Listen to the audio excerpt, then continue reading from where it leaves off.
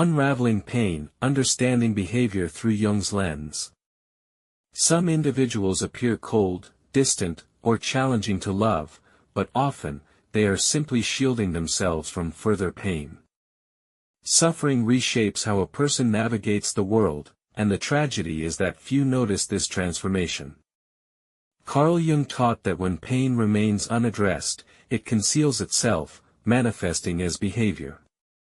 This exploration delves into the actions of those who have endured profound suffering, uncovering why they behave as they do and, crucially, how to transform that hidden pain into conscious awareness. Stay until the end, as this may help you view yourself with less guilt and others with greater compassion. Some people are not truly cold, they are protective. Others are not inherently hard to love, they have learned to question love's reliability. Behaviors often labeled as distant, tough, or complex are, in reality, survival mechanisms of the psyche, developed to cope with overwhelming hurt. When pain lacks a space to be processed, it morphs into defenses that, over time, can seem like an intrinsic part of one's identity. Yet, they are not. They are armor, carefully woven, thread by thread, from the fabric of emotional survival. Jung described pain as the currency the soul uses to gain greater consciousness. He did not glorify suffering but recognized it as a pathway to psychic growth. When approached with respect, deep pain can illuminate not only our wounds but also the areas of our lives where we have neglected to fully live. In essence, profound suffering shapes behaviors that stem not from personality but from the ego's efforts to keep the soul operational amidst devastation. Those who have endured significant pain develop intricate psychological mechanisms, often invisible even to themselves. Their reactions, relationships, self-protection, or withdrawal are not arbitrary but rooted in deep, unconscious layers designed to prevent past pain from resurfacing. Judging these behaviors is akin to noticing a scar while ignoring the injury that caused it. There is a more compassionate perspective. Instead of asking, "What's wrong with you?" we can ask, "What happened to you?" This shift in gaze turns suffering into understanding, seeing behavior as a clue, a code, a map. The psyche communicates through symbols, repetitions, and emotional patterns. Every exaggerated reaction may be an echo of an old wound longing for recognition. The wounded soul does not seek pity, it seeks visibility. Being seen with empathy allows the ego to move beyond automatic reactions and begin to listen. When we recognize that pain shapes us but does not define us, we can gradually dismantle the armor that once felt like part of us. In its place emerges a fragile yet authentic space where awareness begins to touch what was once solely defensive. The persistence of pain. Some pain does not dissipate, it reorganizes itself within us. When unacknowledged, it forms living cores that continue to react, even when the original threat has long passed. Jung termed these complexes, unconscious emotional structures with a psychic life of their own.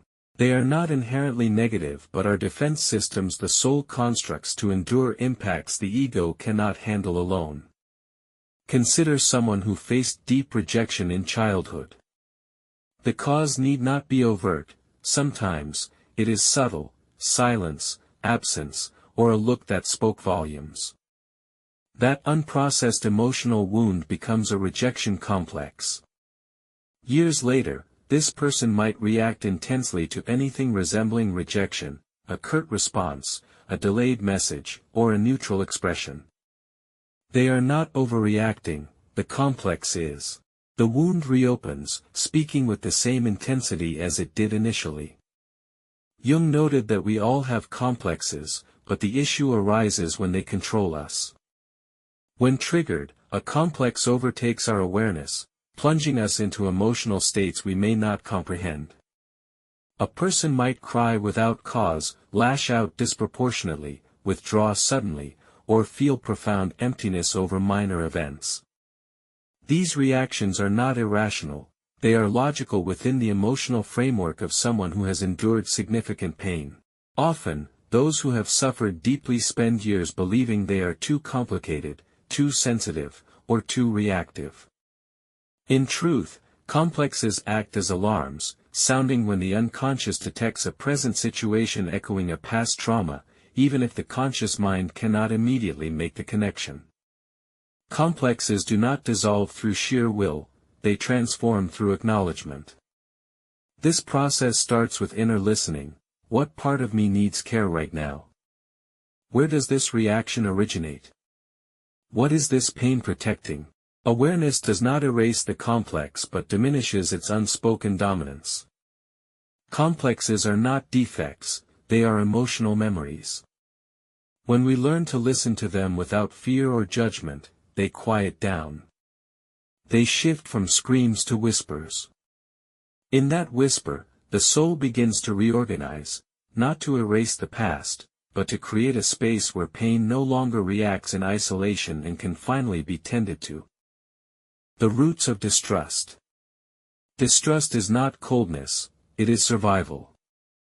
For someone hurt in a place they once felt safe, trusting again is not a casual act, it is a risk the ego learns to avoid. Even in seemingly secure situations, the soul remains vigilant because the unconscious does not differentiate between past and present. It recognizes emotional patterns and responds accordingly.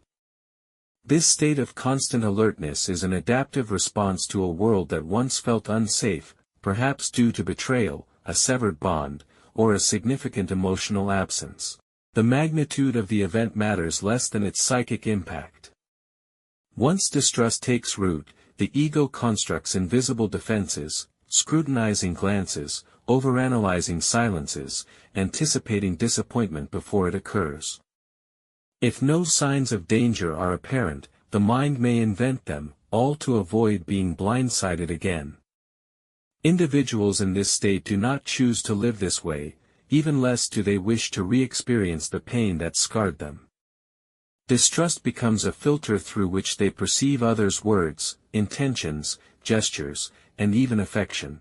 Everything is evaluated, measured, and often undermined, because believing feels riskier than pushing away.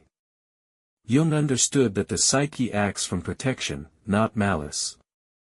The ego distrusts because it learned that trust carries a steep price. Over time, however, this protection exacts its own toll, the inability to experience true intimacy, as genuine connection cannot flourish while one braces for betrayal. The path to healing. Healing begins with recognizing that we are reacting to the past, not the present, that our fear stems from an emotional echo still resonating within. It takes courage to pause this internal alarm, even briefly, and ask, is this threat real, or is it a memory guiding me? Trusting again does not mean dismantling all defenses at once. It involves small, incremental reality checks, allowing the present to differ from the past and understanding that others are not responsible for the harm inflicted by someone else. By seeing behaviors as responses to pain rather than inherent flaws, we foster compassion, for ourselves and others. Awareness transforms unconscious suffering into conscious understanding, creating space for healing. The journey is not about erasing pain but about listening to it, honoring its role in our survival, and gently allowing the soul to find new ways to exist, free from the weight of old wounds. Through this process, we move toward a deeper consciousness, where pain no longer dictates our actions, and we can connect with others authentically, unburdened by the past. From isolation to authenticity, a Jungian perspective on pain and healing. Distrust is not a mistake, it is a response. However, when the ego recognizes that it is no longer in a state of conflict, it can gradually begin to rest. There are moments when the world seems to crumble internally. Trust shatters, bonds feel threatening, and pain becomes the only constant companion. In such times, isolation is not a choice, it is an instinct. The wounded soul withdraws, much like an injured body recoils from touch, not to manipulate, not out of pride, but because any emotional exposure feels too perilous. Consequently, it shuts down, erects invisible barriers, and falls silent. This withdrawal is often misinterpreted by others. They perceive coldness, indifference, or distance. Yet, from within, isolation serves as a kind of psychic womb, a space where the soul attempts to rebuild itself after being shattered. In this darkness, it seeks to rediscover its identity in a world that no longer feels safe. Carl Jung viewed this inward retreat as part of a symbolic process of death and rebirth. The shadow folds inward, not because it has surrendered to despair, but because it needs to shield itself until it can breathe again. Sometimes, silence becomes the only language available to someone still learning to articulate their pain.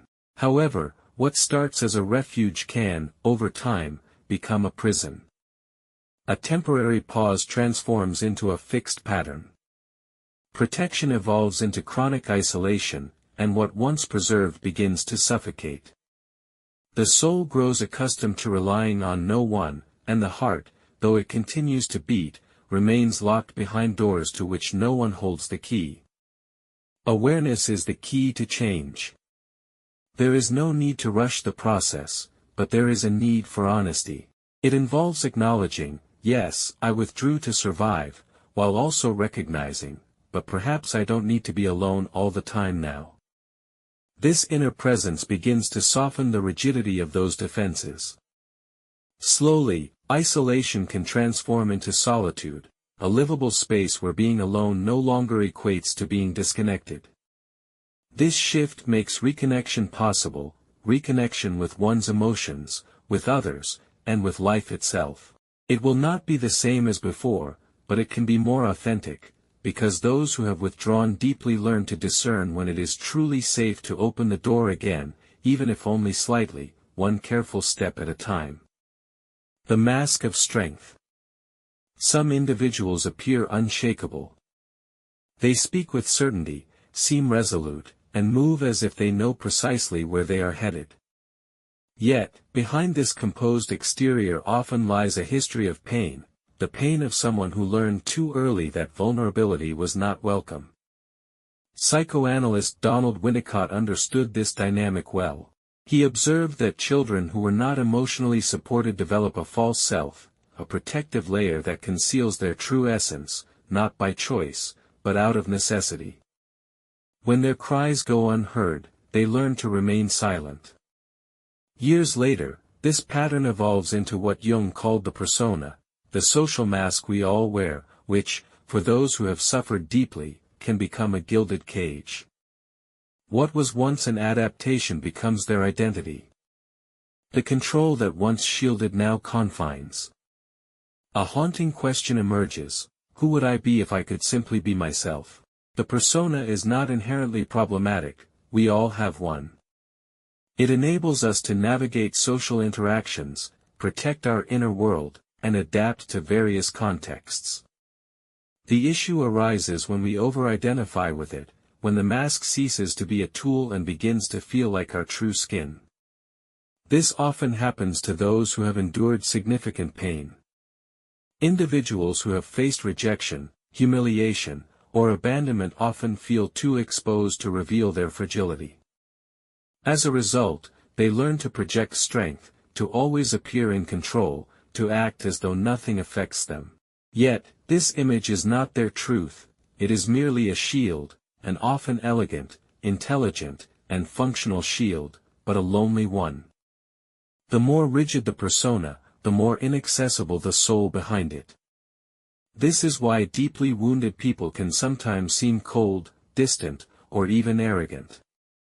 They are not, they are simply too guarded to lower their walls.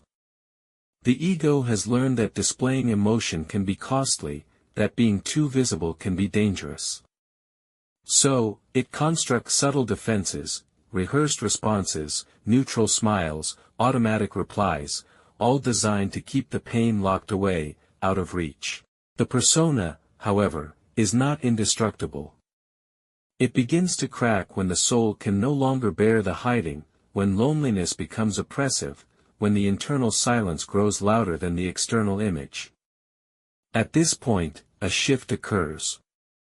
the question shifts from, how do I appear, to, who am I truly?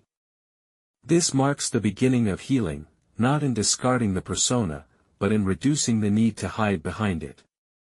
True strength lies not in appearing invulnerable, but in allowing oneself to be seen, even while still afraid.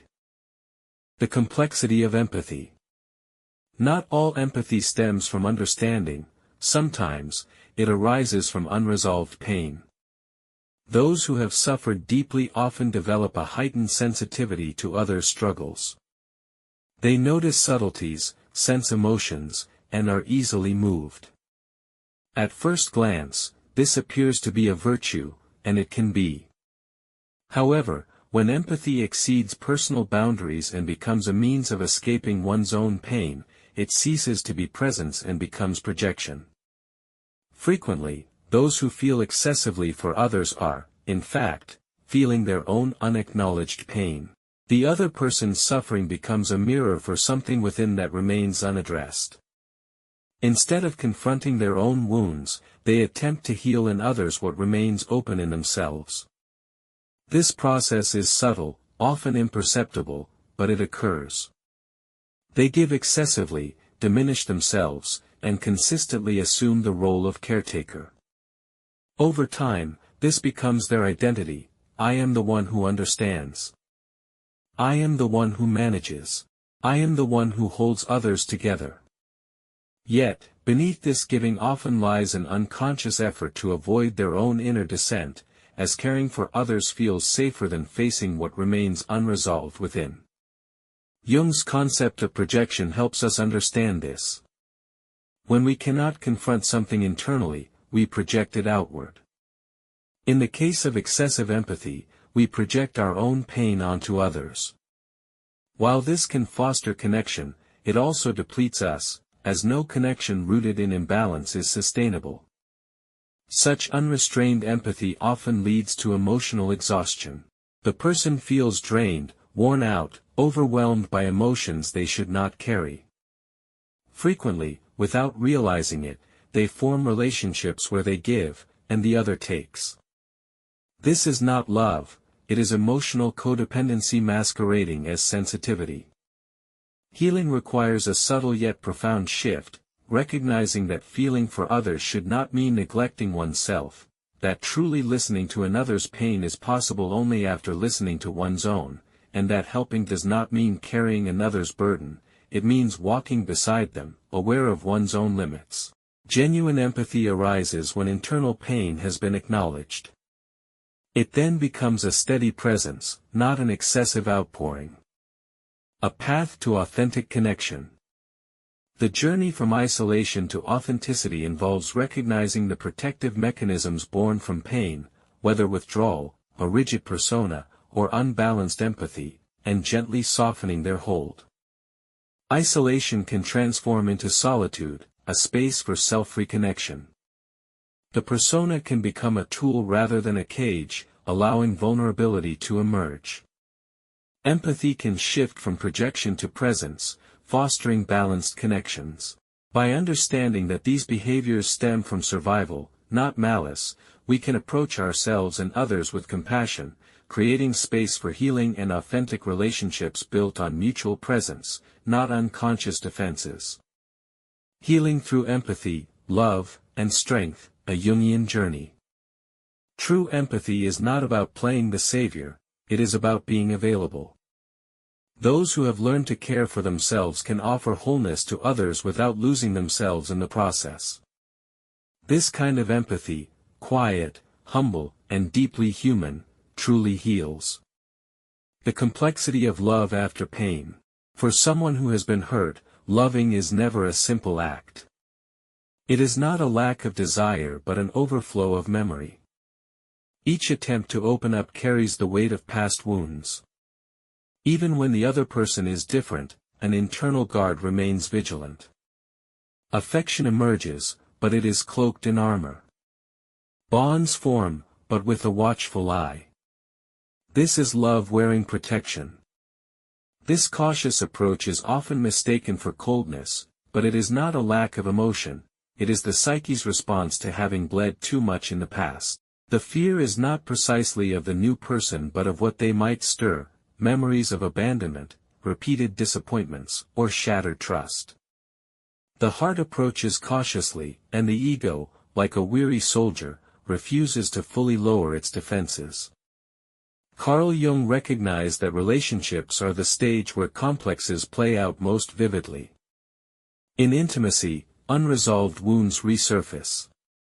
This is why those who have endured deep suffering often love with a part of themselves held back, always with one foot out the door, always with a silent escape plan.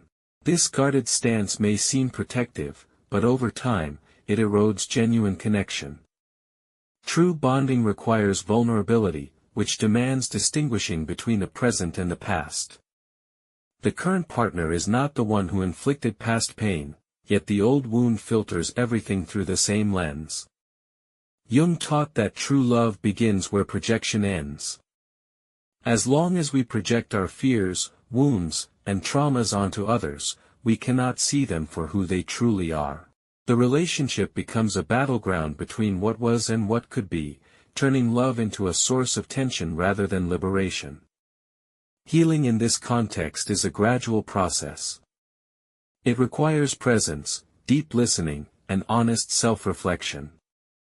You must ask, am I reacting to the present or to past events? Trust does not mean diving in recklessly, it is about slowly recognizing safe spaces, understanding that not all love brings pain, and realizing that you can love and trust without losing yourself. As this realization grows, the armor does not need to be forcibly removed, it simply becomes unnecessary.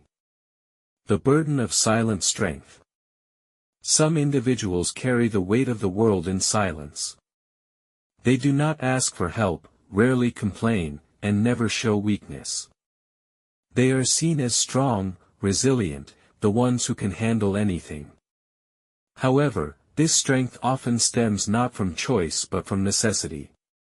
When no one was there to support them, their soul learned to stand alone, and it did. The strength of someone who has suffered deeply is rooted in resilience.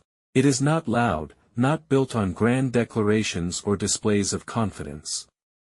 It is a quiet, solid strength, forged through the exhaustion of falling and rising again, through the constant fear of collapse and the necessity to remain upright. It is a structure built with effort, pain, and perseverance. Jung understood that suffering often triggers a spontaneous search for the self, the deepest core of the psyche. When the external world crumbles, something within insists on enduring. This is the self, whispering, "Keep going," even when no path seems visible. It is what sustains the soul when the ego can no longer cope, calling from within the darkness. Yet, when this strength finds no balance with affection and care, it becomes rigid. The soul, having mastered endurance, loses its capacity to yield. It hardens, turning into armor not only against others but also against itself. Showing pain after years of holding everything in feels like a betrayal of the journey endured. True strength, however, must coexist with vulnerability. Being strong does not mean never needing others, it means recognizing when you can rest in someone's safety. It means admitting, "I can't take this anymore," without fear of disintegration. It means trusting that strength can also be gentle. When the soul realizes it no longer needs to fight constantly, a new kind of strength emerges, not the strength of survival, but a conscious strength. This strength allows you to carry your story without becoming hardened by it, to value each scar without needing them as proof. At this point, the path, though still quiet, ceases to be lonely. The escape of overthinking. Some people live more in their minds than in their bodies. They think incessantly, analyzing every gesture, replaying past conversations, and projecting future scenarios. Their mind never rests.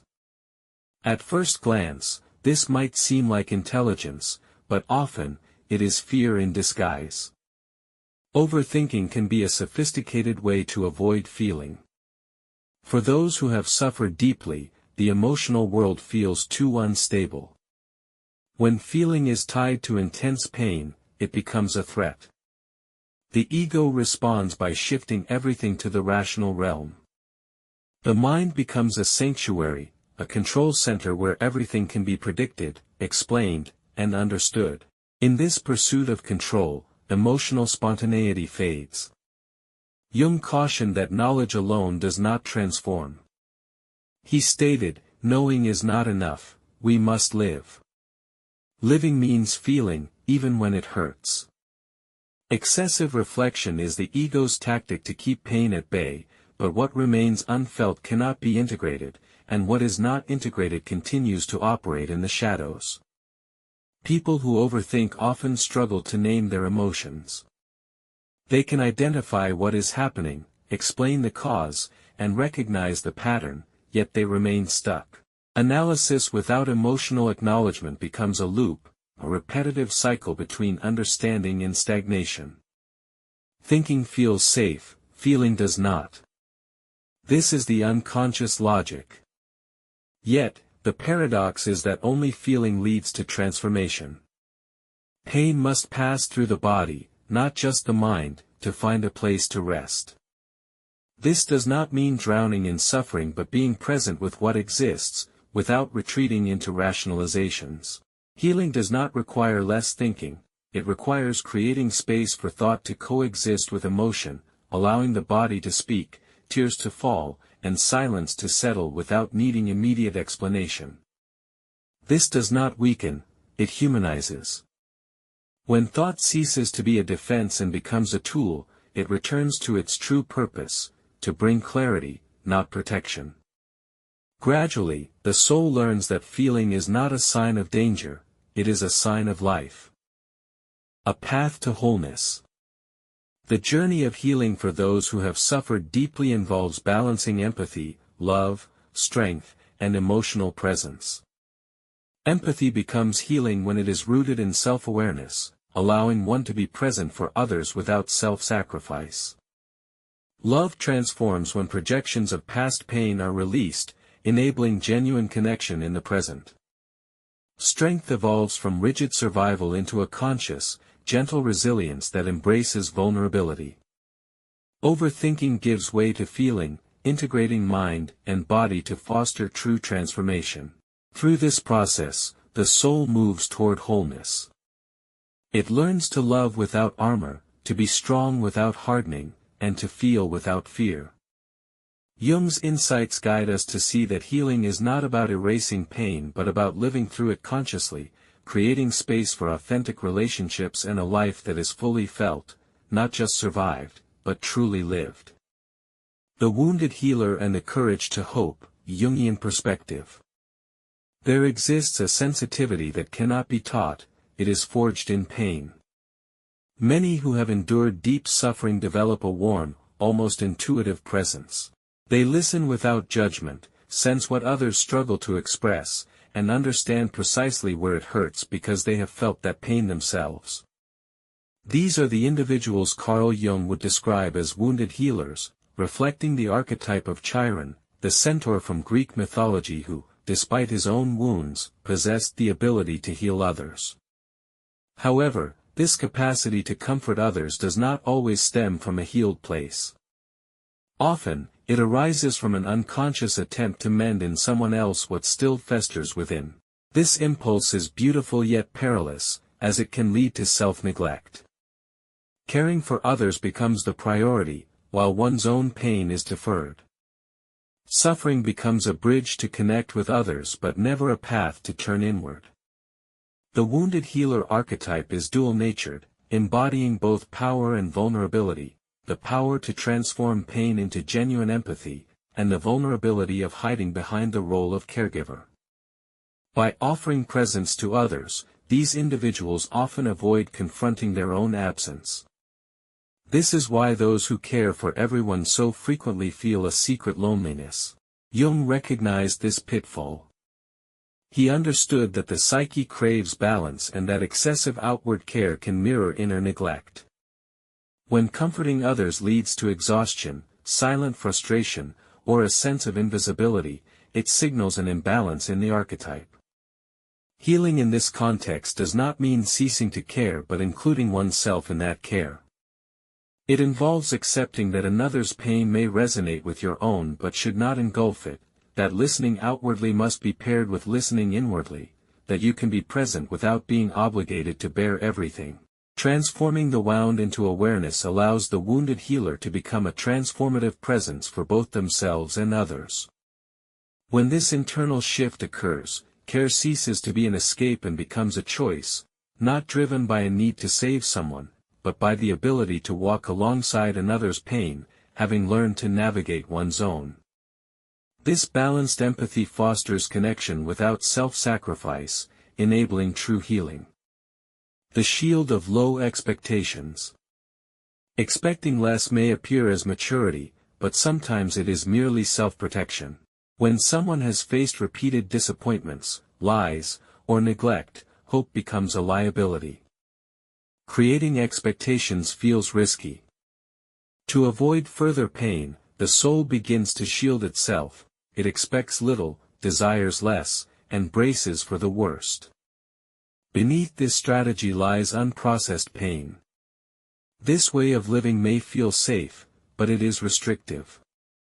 By lowering expectations to evade hurt, one also limits openness to life.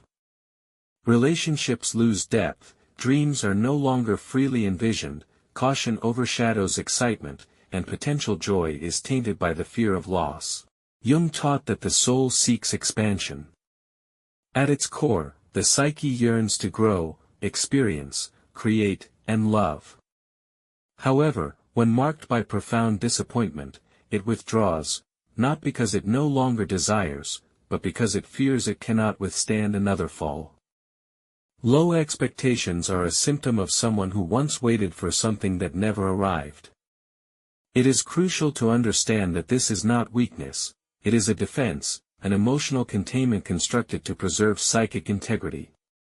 Yet, when this mechanism becomes rigid, life is experienced only partially. Possibilities are filtered through fear, and anything beyond control is perceived as a threat. Recognizing this pattern is the first step toward softening it.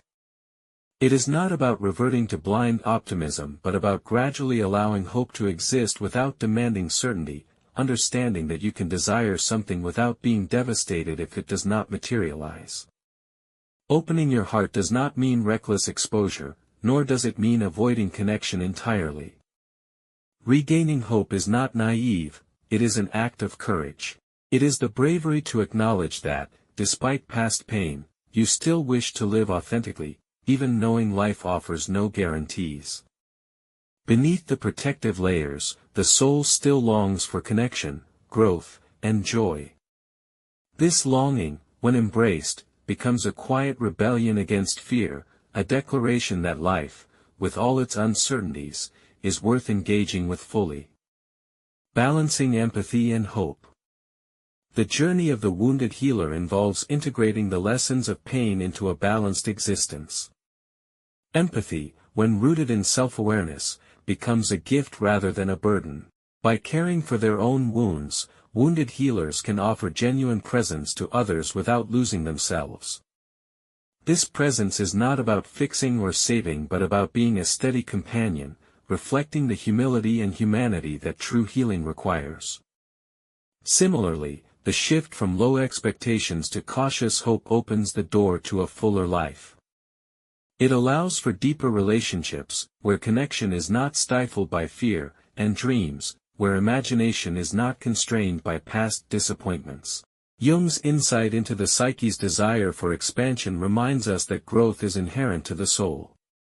Pain may contract us, but awareness can help us expand again, not recklessly, but with a mindful courage that honors both our wounds and our capacity to heal. A path to wholeness. The wounded healer's path is one of self-inclusion. By tending to their own pain, they transform their sensitivity into a source of strength, offering empathy that is sustainable and grounded. Likewise, by softening the shield of low expectations, they reclaim their ability to hope, to love, and to live fully. This journey does not erase the past but redefines its role, turning scars into sources of wisdom rather than barriers to connection. Jung's teachings illuminate the power of awareness in this process. The psyche seeks balance, and by listening to both our pain and our desires, we move toward wholeness. The wounded healer, once trapped in self-forgetting, becomes a beacon of authentic care, present for others because they have first been present for themselves. Hope, once buried under fear, becomes a quiet force, guiding the soul toward a life that is not diminished by pain but enriched by the courage to live despite it. This balance allows for a life of depth and connection. Relationships deepen when empathy is mutual, not self-sacrificial. Dreams flourish when hope is permitted to grow, even in uncertainty. The soul, having learned to navigate its wounds, finds a new way to exist, one that honors both its fragility and its strength, its past and its potential. Through this integration, the wounded healer not only heals others but also themselves, embodying the transformative power of pain turned into awareness, and fear turned into courage. Conclusion: a new way to love and live. As we close this exploration, let us embrace the profound truth that healing is a journey of integration, of empathy, love, strength, and feeling. Jung's wisdom teaches us that the armor we wear, whether through guarded love, rigid strength, or relentless thinking, can be softened with awareness. By releasing projections in love, balancing strength with vulnerability, and allowing ourselves to feel, we create space for authentic connection. Let us carry forward this conscious strength, loving without fear, resting in vulnerability, and living fully in both mind and heart. In doing so, we not only heal ourselves but also forge deeper, more meaningful bonds with those we cherish, stepping into a life that is truly alive.